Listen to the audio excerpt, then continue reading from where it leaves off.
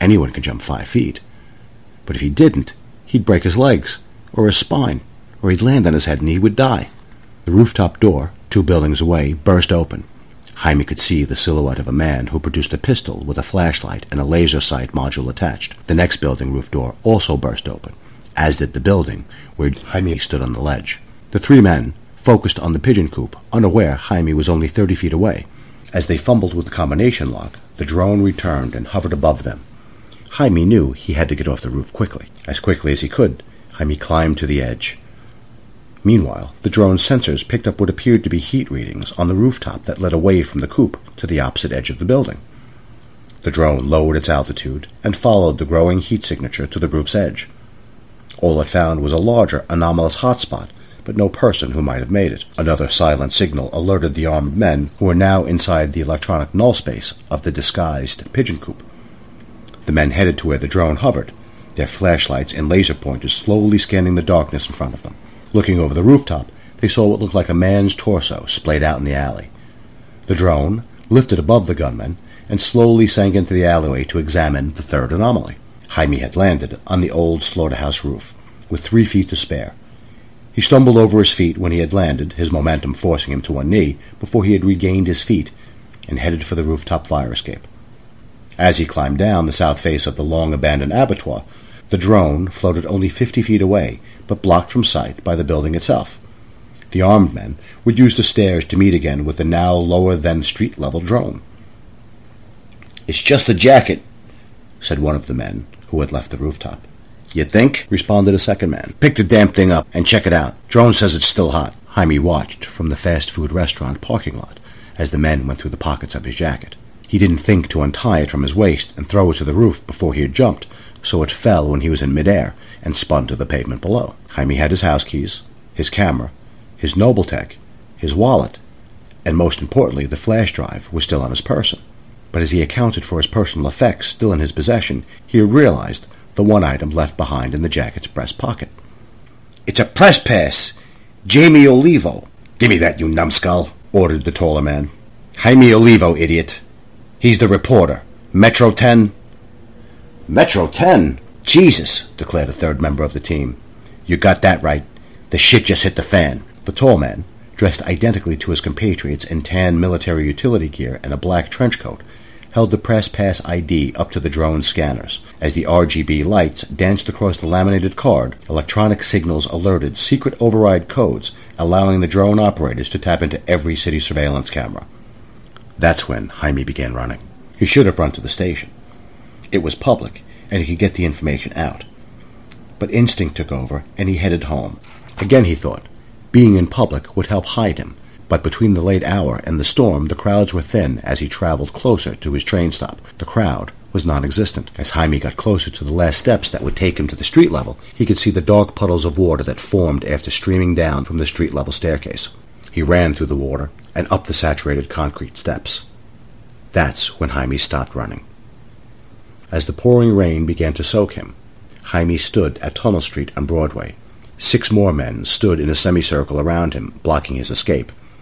Unlike the 6 who pursued him up to this point, these men were dressed in some sort of high-tech, form-fitting SWAT body armor. They looked like some sort of science fiction stormtroopers from space in the odd purple and green digital camouflage patterned gear and all-black face-concealing helmets.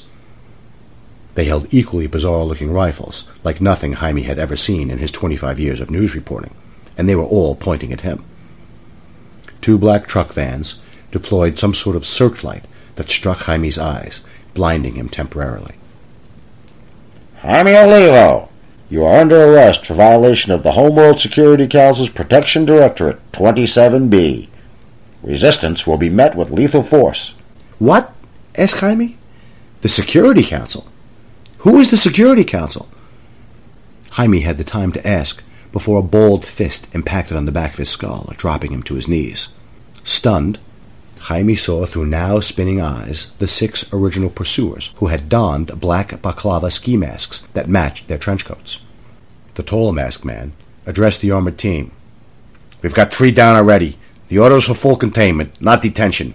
Grease 'em, leave 'em right now, and we exfil in 20 seconds. Jaime desperately thumbed his Nobletech bracelet. but nothing happened. No Katie, no Archie, no amazing save. Not this time. This was it.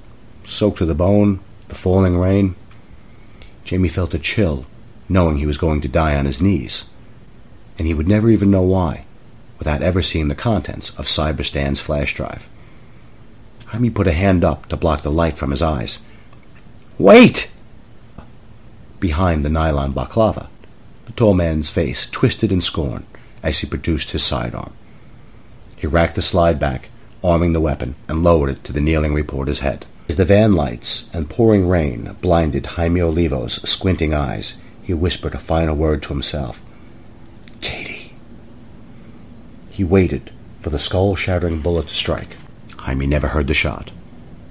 What he did hear was a whirling sound and an impact on the gunman who fell to the ground right next to where Jaime was kneeling in the puddled water. Jaime tried to rub the excess water from his eyes as the steady flow of rain pounded down on all who stood underneath the torrential sky. Jaime could see a blur of a shadowy figure who was now engaging the baker's dozen in brutal hand-to-hand combat. More whirl sounds, more crunching impacts, and falling bodies as armored men attempted to defend themselves from the speedy attacker. Several shots barked out and were followed immediately by ricocheting sounds, and, as suddenly as they had flashed on, the van searchlights were doused. Jamie could get a better look at what was occurring immediately in front of him. A mystery man had leveled 8 of the 12 men who had trapped Jamie and was now making quick work of the final 4, smashing their weapons with his kicks and what looked like a shield of some sort.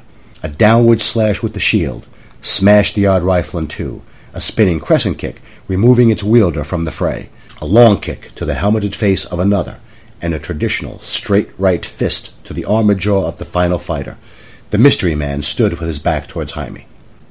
He wore a similar version of the body armor of the men that he had just defeated, just slightly different and all black in color, and with only half his face hidden by its own protective helmet. He was definitely carrying a shield that looked like it was made out of glass. Rain poured down on the armored figure as he looked at his brutal handiwork.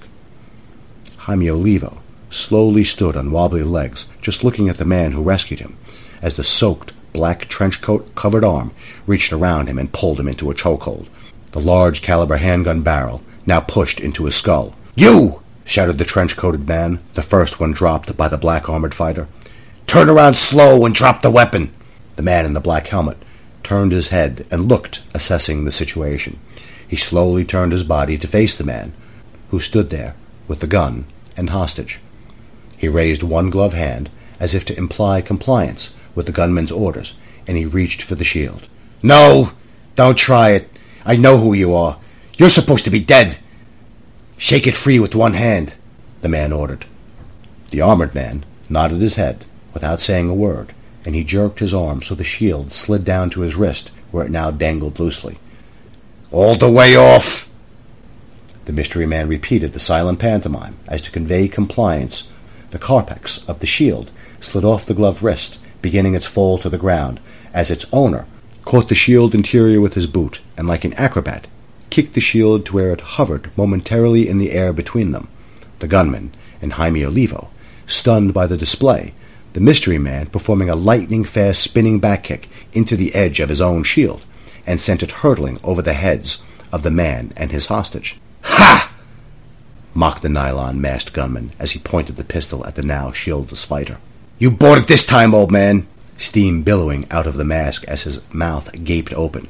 He didn't hear the faint tonk of the shield's impact on the stone tunnel street lintel, or the soft whirl of its return to its owner until the shield's trajectory brought it in direct contact with the back of his skull. The gunman's body went slack a second time in only a matter of moments. The shield flipped like a coin after impacting the gunman's skull, and the mystery man caught it. The black-armored man quickly searched the men he had knocked unconscious. He stripped them of their gear belts and threw them over his shoulder. He went through the pockets of the men wearing trench coats, and from the last one he pulled what appeared to be a prescription bottle half filled with pills. He shook the bottle and placed it in one of his own utility belt pouches. The mystery man addressed Jaime. "Are you okay? Can you move?" Yes, I'm okay," replied Jaime. "Who are you?" he then asked. "Who are they?" pointing to the men strewn about in the rain. The armored man's eyes narrowed behind their sealed visor. His lips tightened. "They're the Garda. They're here to kill you." And you? I'm Gladiator 8, and we'll have to move fast if you want to get out of this alive.